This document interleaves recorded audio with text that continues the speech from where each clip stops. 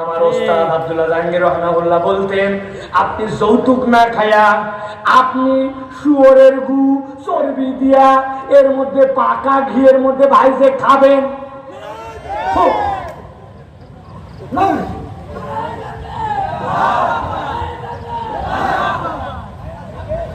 শুয়োরের গু কেমনে খায় মানে ঘিয়ের মধ্যে ভাইজে, তাও স্যার বলতেন তাও খাবেন, গুনাহ কম হবে। কেন বলতেন এইটা? ভালো করে খেয়াল করেন। কোন এক লোক শুয়োরের গু খাইয়ে ফেলছে, খাওয়ার পরে মনে হয়েছে হায় হায় কি গুনাহ করলাম আমি, নাউজুবিল্লাহ, এইটা তো আমার করা ঠিক হয় না, আল্লাহ তওবা করলাম, আর জিন্দেগিতে আমি কোনোদিন এইটা খাবো না। আল্লাহ তার সব গুনাহ তৎক্ষণাৎ মাফ করে দিবেন। কিন্তু আপনি যদি যৌতুক খাইয়া 10 বছর পরে তওবা করেন, কাজ হবে না।